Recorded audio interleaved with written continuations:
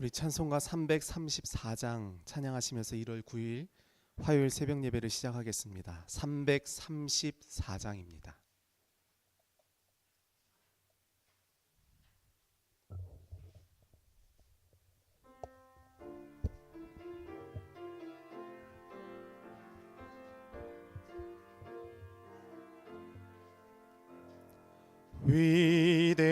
위대하신 주를 나 기억하겠네.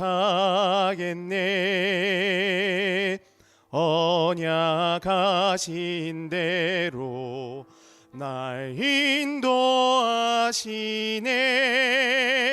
저 단비와 같은 은혜 늘 내려주시니 그 크신 주의 사랑 날 구속하셨네.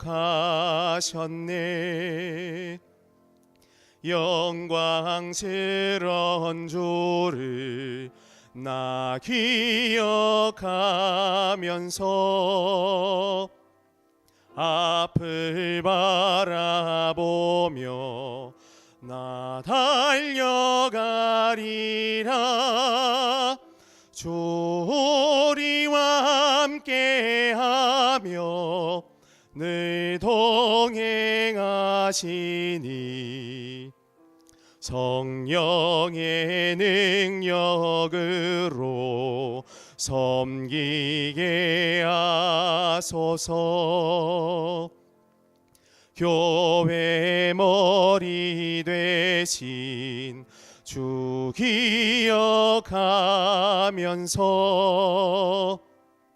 힘과 복이 모두 나 주께 바치네. 참 충성된 종이 되어 그 길을 가면서 주 다시 올 때까지 교회를 섬기리. 아멘. 353장 박수하면서 찬양하시겠습니다. 353장입니다.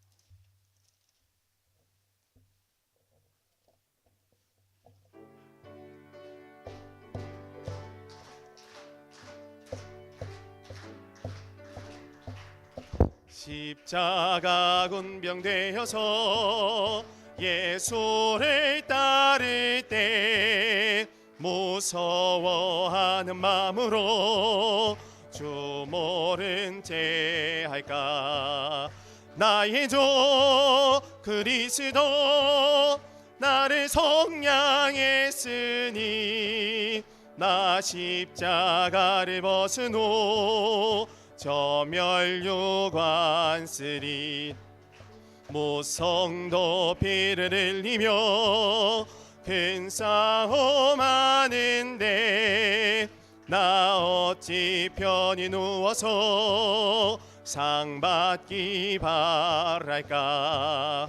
나의 주 그리스도 나를 속량했으니 나 십자가를 벗은 후 저 멸류관 쓰리. 이 죄악 많은 세상에 수많은 원수들 날 유혹하고 해치나 내 주만 따르리. 나의 주 그리스도 나를 속량했으니 나 십자가를 벗은 후 저 멸류관 쓰리. 나 멸류관을 쓰려고 몸 바쳐 싸울 때 주 내게 용기 주시사 이기게 하시네. 나의 주 그리스도 나를 속량했으니 나 십자가를 벗은 후 저멸요관 쓰리 승리의 그날 이르러 십자가 군병대 개가를 불러 영광에 주님께 돌리리. 나의 주 그리스도 나를 성량했으니 나 십자가를 벗으노 저멸요관 쓰리. 아멘. 오늘 우리 주신 하나님의 말씀은 여호수아 18장입니다. 구약성경 346페이지에 있습니다. 여호수아 18장 1절로 28절 말씀, 구약성경 347페이지에 있습니다.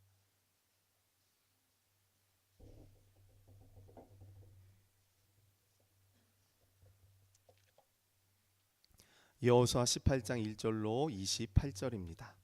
다 찾으셨으면 저와 여러분이 교독하시고 마지막 28절은 함께 읽도록 하겠습니다. 이스라엘 자손의 온 회중이 실로에 모여서 거기에 회막을 세웠으며 그 땅은 그들 앞에서 돌아와 정복되었더라.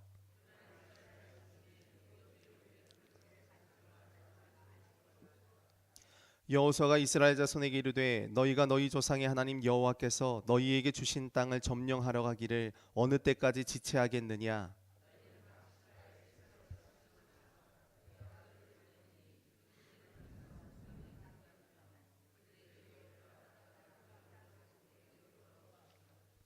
그들이 그 땅을 7부분으로 나누되 유다는 남쪽 자기 지역에 있고 요셉의 족속은 북쪽에 있는 그들의 지역에 있으니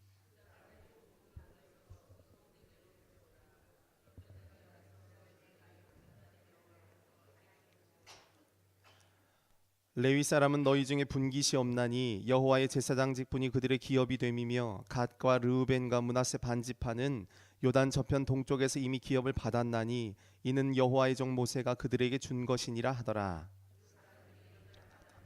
여호와가 그 땅을 그리러 가는 사람들에게 명령하되 가서 그 땅을 두루다니 그것을 그려 가지고 내게로 돌아오라. 내가 여기 실로에 여호와 앞에서 너희를 제벌을 베푸리라. 그 사람들이 가서 그 땅으로 두루 다니며 성읍들을 따라서 7부분으로 책을 그려서 실로 진영에 돌아와 여호수아에게 나아오니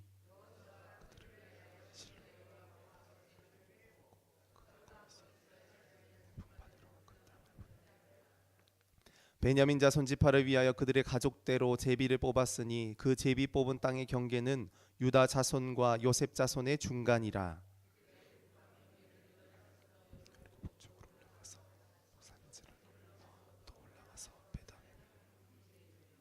또 그 경계가 거기서부터 루스로 나아가서 루스 남쪽에 이르나니 루스는 곧 베델이며 또 그 경계가 아다롯 앗달로 내려가서 아래 베토론 남쪽 산 곁으로 지나고 서쪽으로 돌아 남쪽으로 향하여 성읍 기랴바 곧 기랴 여아림에 이르러 끝이 되나니 남쪽 경계는 기랴 여아림 끝에서부터 서쪽으로 나아가 넵도와 물 근원에 이르고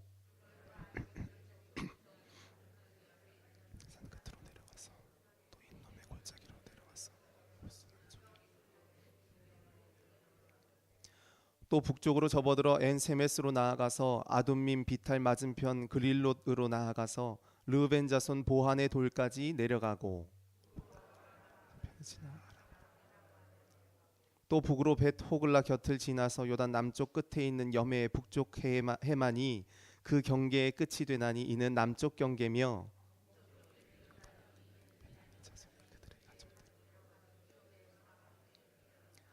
베냐민 자손의 지파가 그들의 가족대로 받은 성읍들은 여리고와 벳 호글라와 에메크시스와 아윈과 바라와 오브라와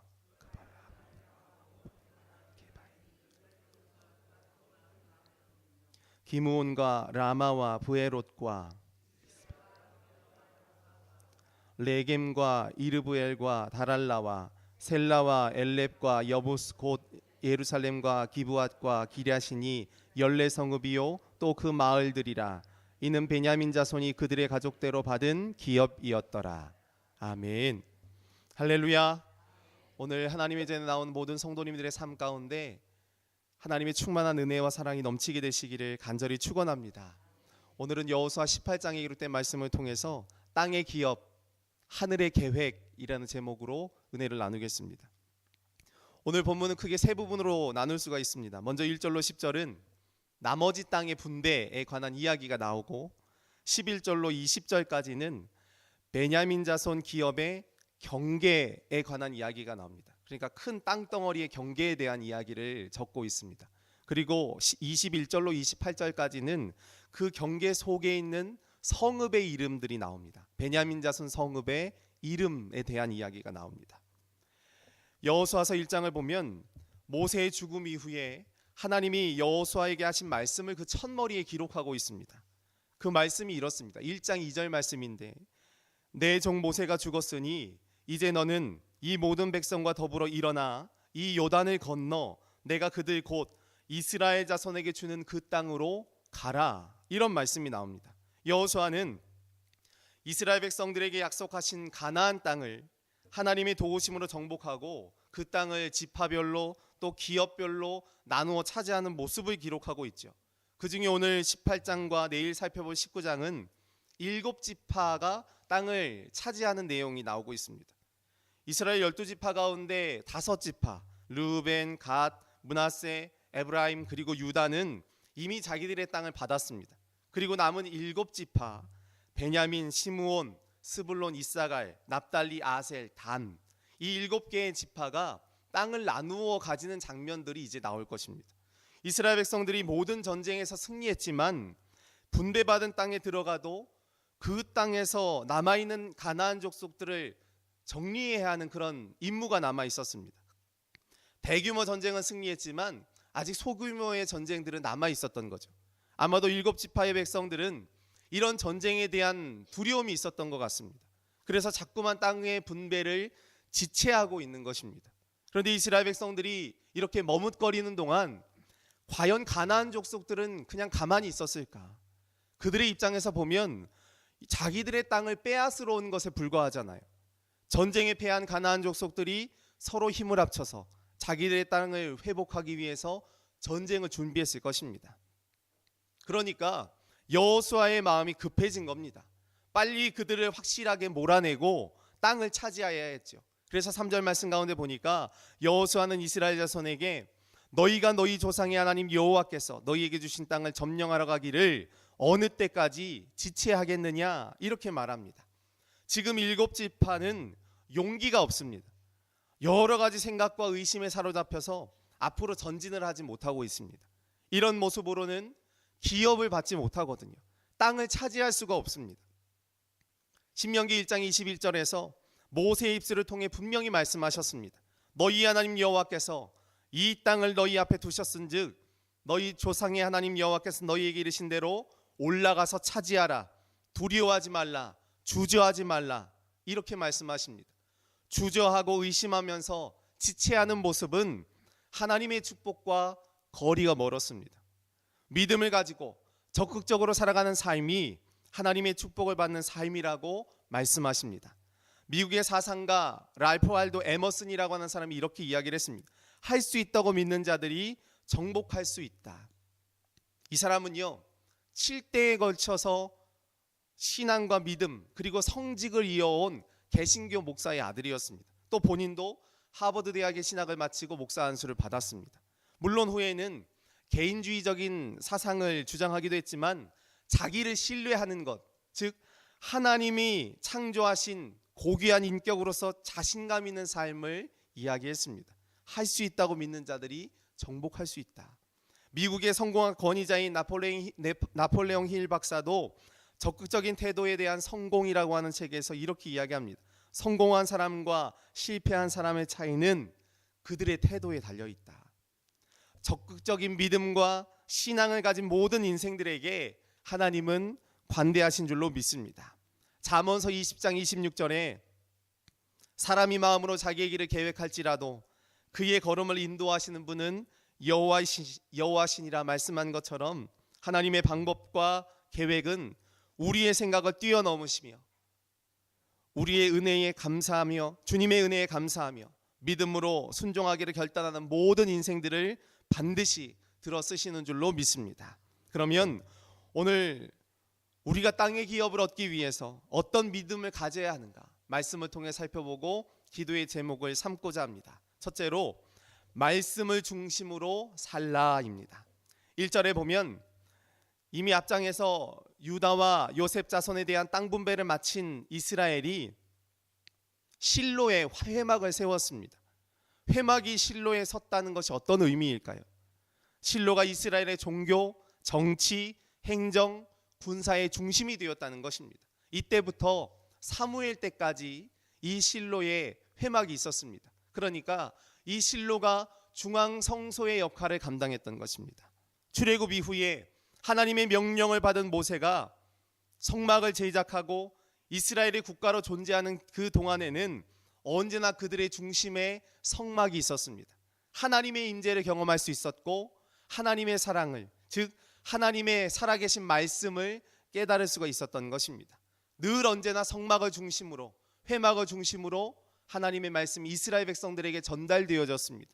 그래서 이 회막은 하나님의 말씀이 살아있는 은혜의 땅이었던 것입니다. 그러면서 이들은 하나님의 선택된 백성이라고 하는 자부심을 가지고 있었죠. 하나님은 잊어버리고 단순히 건물에 불과한 성전에만 매달렸을 때에는 하나님의 심판으로 가차없이 성전도 무너졌습니다. 진리의 말씀이 없는 성전은 의미가 없다는 것입니다. 참된 믿음으로 서지 못하면 언제든 무너질 수밖에 없습니다. 그러면 어떻게 해야 합니까?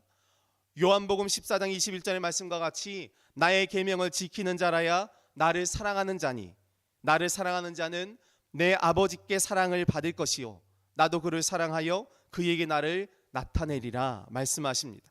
하나님의 말씀을 마음에 새기고 진실과 정직함으로 나아갈 때 주님이 우리의 삶 가운데 함께하여 주시는 줄로 믿습니다. 말씀에 따라 순종하며 살아갈 때 주님이 나타나십니다. 그러기에 우리는 삶 속에 복음을 전하며 끊임없이 성령의 음성에 순종하고 그리스도의 향기를 드러내야 하는 것입니다. 하나님의 말씀이 잃었을 때, 그 약속을 잊어버렸을 때 어찌 되었습니까? 이스라엘 백성들이 흔들렸습니다. 오늘 7지파의 마음이 요동쳤다라는 것입니다. 그래서 여호수아가 3절에서 이스라엘의 7지파를 야단치는 것입니다. 도대체 언제까지 얼마나 더 참아야 하겠느냐는 거죠. 지금 7지파의 모습이 어떻습니까? 하나님이 그들에게 주신 약속의 땅, 가나안의 완전 정복이라는 비전을 잃어버립니다. 하나님이 주신 큰 꿈에 집중해야 하는데 환경이, 상황이, 그리고 여건이 만족스럽지를 못한 것입니다. 7지파는 전쟁에 대한 두려움과 현재의 상태에 안주하려는 그런 마음이 있었던 거죠. 우리는 모든 삶에서 지체하지 말고 적극적으로 살아가야 합니다.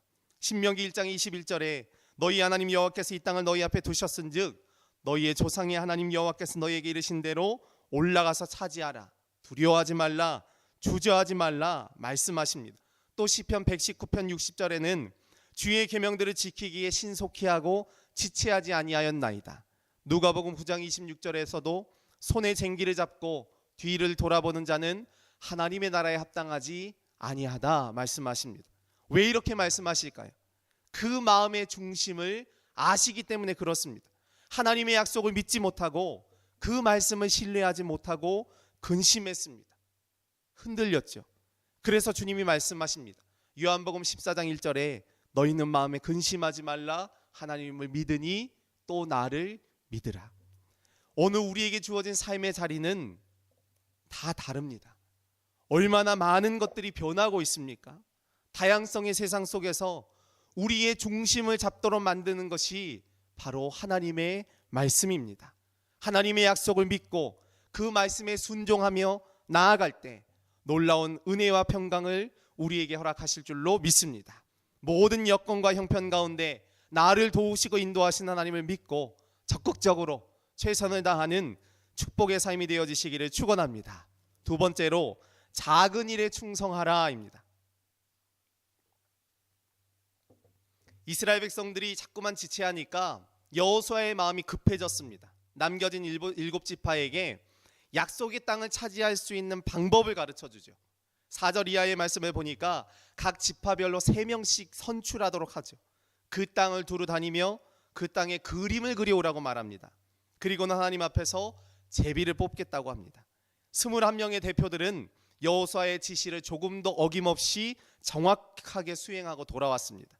그 땅을 두루 다니며 그리라는 명령과 그리고 그 땅을 7부분으로 나누라는 단순한 명령까지 완벽하게 수행하죠. 이렇게 작은 일에 순종하는 것, 충성하는 것 쉬운 일이 아닙니다.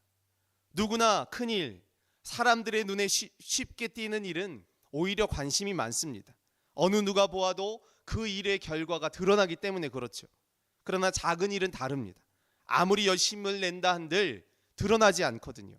그러면 사람들은 대개 자기 만족을 못합니다. 별 볼 일 없는 일을 했다라고 생각을 합니다. 우리만 그럴까요? 아닙니다. 성경의 위대한 인물들도 다르지 않았습니다. 여호수아는 어땠습니까? 여리고성을 훌륭하게 점령했지만 그보다 훨씬 작은 아이성을 정복하는 데에는 실패했습니다. 아이성을 정탐한 자들이 여호수아에게 보고합니다.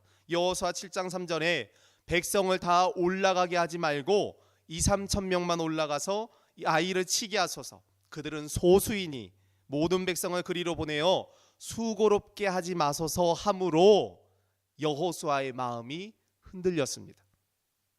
아이성의 전력을 얕잡아 본 거죠. 철옹성과 같은 여리고도 무너뜨렸는데 거기에 비하면 이 정도의 일은 작은 일이라고 생각을 했습니다. 위대한 용사로 민족을 이끌었던 다윗도 한 병사의 아내를 취하는 일은 작은 일이라고 생각을 했습니다. 그러나 그 결론이 어땠는지 우리는 잘 알고 있습니다. 여호수아는 옷을 찢고 여호와의 궤 앞에 엎드려 머리에 티끌을 뒤집어 쓰고 대성통곡을 했습니다. 다윗은 나단 선지자의 호된 질책에 침상이 뜰 정도로 눈물을 쏟아야 했고 밧세바의 사이에서 태어난 첫째 아이를 잃었습니다. 그래서 성경이 이야기합니다. 아가서 2장 5절 말씀에 여우 곧 포도원을 허는 작은 여우를 잡으라. 포도원의 꽃이 피었음이라. 포도원의 꽃이 피었다라는 것은 열매를 기대한다는 것입니다. 수확과 결실을 기대하는 자가 놓치지 말아야 할 것은 작은 문제입니다. 그래서 작은 일에 충성하고자 하는 삶의 원칙이 필요한 것입니다. 다윗이 양을 지키라는 아버지의 명령에 충실했기 때문에 하나님의 양떼인 이스라엘을 통치하는 자리에까지 오를 수 있었습니다. 마태복음 21장 28절 이하의 말씀을 보면 아버지와 두 아들에 대한 이야기가 나옵니다. 포도원에 가서 일을 하라고 아버지가 말하죠. 그때 첫째 아들은 예 하고 안 갔고요. 둘째 아들은 아니요 했다가 마음을 뉘우치고 가서 열심히 일을 했습니다. 그때 주님이 말씀하십니다. 31절 말씀에 그 둘 중에 누가 아버지의 뜻대로 하였느냐. 첫째 아들에게는 여러 가지 이유가 있었을 것입니다. 더 급하고 중요한 일이 있었죠. 아버지의 말씀대로 포도원에 가서 일하는 것은 지금 현실의 우선순위를 보았을 때 작은 일이라고 생각을 했습니다. 그러나 주님은 그 작고 하찮은 일에도 아버지의 뜻이 담겨 있다고 말씀하십니다. 여기에서 뜻이라고 번역된 딜레마라고 하는 단어에는 의지, 선택, 결정, 결심 이런 의미 외에 기쁨, 즐거움 이런 의미가 있습니다. 그 보잘것없고 하찮은 일에 아버지의 뜻이, 아버지의 기쁨과 즐거움이 담겨 있었습니다. 이스라엘 백성들이 약속의 땅을 차지하는 귀한 계획 속에서 하나님은 왜 이렇게 작은 일을 시키셨을까요? 거기에 하나님의 뜻이, 하나님의 기쁨과 즐거움이 있기 때문인 줄로 믿습니다. 그 작은 일에 충성하는 자들에게 하나님은 놀라운 은혜와 축복을 허락하여 주십니다. 누가복음 19장의 문화의 비유에서 주인은 한 문화를 맡아 장사하고 10문화를 남긴 종에게 10고을의 권세를 차지하는 그런 힘을 주었습니다. 주인이 이르되 잘하였도다 착한 종이여, 내가 지극히 작은 것에 충성하였으니 10고을 권세를 차지하라. 오늘 우리에게 주어진 모든 삶에서 비록 드러나지 않는 작은 일이랄지라도 아버지의 뜻을 바라보며 아버지의 기쁨을 기대하며 순종하는 거룩한 삶이 되어지시기를 축원합니다. 끝으로 약속의 성취를 믿으라입니다. 본문 11절로 20절은 베냐민 지파의 경계를, 그리고 이후의 말씀은 베냐민 지파의 성읍이 나오고 있습니다. 베냐민 지파는 북쪽으로는 에브라임 지파, 그리고 남쪽으로는 유다 지파와 가까웠죠. 그리고 베냐민 지파가 할당받은 성읍 중에는 후에 솔로몬 성전이 세워진 예루살렘도 있었습니다. 매우 중요한 위치였습니다. 모세는 그 유언적인 예언을 통해서 이미 신명기 33장 12절에서 이렇게 이야기합니다. 베냐민에 대하여는 일러스되 여호와의 사랑을 입은 자는 그 곁에 안전히 살리로다. 여호와께서 그를 날이 마치도록 보호하시고 그를 자기 어깨 사이에 있게 하시리로다.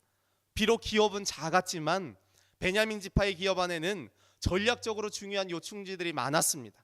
이런 지리적인 특성 때문에 이스라엘이 남과 북으로 나뉘어지잖아요. 이때에도 여전히 이 베냐민 지역을 향한 그런 진출에 대한 기회를 노렸습니다.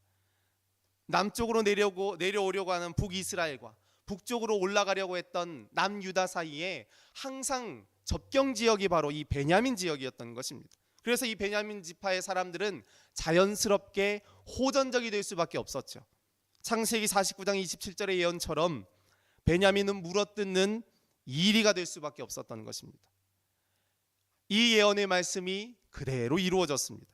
이스라엘의 기업 분배가 제비뽑기라는 방법으로 채택이 되었지만 제사장 엘르아살, 여호수아, 그리고 각 지파의 대표들에 의해서 결정된 것 같지만 오늘 본문의 말씀 가운데 보면 그 모든 결정의 자리가 어떠했는가. 10절의 말씀 가운데 보니까 여호수아가 그들을 위하여 실로의 여호와 앞에서 제비를 뽑고 라고 이야기하고 있습니다. 하나님의 간섭과 하나님의 인도하심이 있었다라고 하는 분명한 말씀을 적고 있는 것입니다. 이 세상의 역사는 우연이 아니라 하나님의 약속을 구체적으로 실현하는 장이 됩니다. 하나님이 우리에게 이미 주셨다는 약속을 믿는다면 그 다음에 우리가 할 일은 그 땅을 취하는 것입니다. 그런데 왜 여호수아가 그 땅을 그려오라 했을까요? 독일의 문호인 괴테가 이렇게 이야기했습니다. 중요한 것은 지금 우리가 어디에 있느냐보다 어디를 향하고 있느냐이다. 그림은요, 우리가 보는 방향입니다. 지금 무엇을 보고 있느냐는 거죠. 내가 머무르고 있는 자리가 중요한 것이 아니라 앞으로 내가 무엇을 바라보느냐 하는 것입니다. 우리가 하나님께 무엇을 받았더라도 그것을 정확히 보지 않으면 우리 것이 될 수 없습니다. 하나님은 아브라함에게도 가나안 땅을 주기 전에 먼저 그 땅을 보여주셨습니다. 창세기 13장 14절로 15절 말씀 가운데 너는 눈을 들어 너 있는 곳에서 북쪽과 남쪽 그리고 동쪽과 서쪽을 바라보라. 보이는 땅을 내가 너와 네 자손에게 주리니 영원히 이르리라 말씀하십니다. 하나님은 아브라함에게 모든 땅을 주신 것이 아니라 아브라함이 바라본 땅을 주셨습니다. 아브라함이 서 있는 그 자리에서 바라본 모든 땅을 그에게 주셨던 것입니다. 하나님은 우리에게 주시기 전에 먼저 그것을 바라보게 하십니다. 2018년 한 해 지금 우리가 서 있는 이 자리에서 하나님은 우리의 미래를 바라보게 하시고 올해 우리의 삶 가운데 하나님의 계획과 하나님의 역사를 바라보게 하여 주시는 줄로 믿습니다. 어느 누구도 자기 미래를 책임질 수는 없잖아요. 그래서 이 땅의 사람들은 데이터를 믿습니다. 역사적인 자료를 신뢰하죠. 다른 사람의 선택을 더 믿는 것입니다. 그러나 우리 그리스도인들은 다릅니다. 모든 준비는 하나님이 하십니다. 우리가 할 일은 딱 하나, 하나님만 붙잡는 것입니다. 하나님을 믿고 그 약속에 순종할 준비가 된다면 나머지는 하나님이 하실 줄로 믿습니다. 우리가 가능한 일을 할 때에 하나님은 불가능한 일을 이루어 주십니다. 우리가 약속을 믿고 가면 하나님이 미래를 열어주십니다. 우리 믿음의 수준이 우리를 승리케 하는 것이 아니라 우리 믿음의 대상이신 하나님께서 우리를 승리하게 하시는 줄로 믿습니다. 오늘 이 믿음과 신앙으로 오직 주님과 함께 동행하며 승리하시는 축복의 삶이 되어지시기를 축원합니다. 기도하겠습니다. 사랑이 많으신 하나님, 은혜와 능력으로 이 모든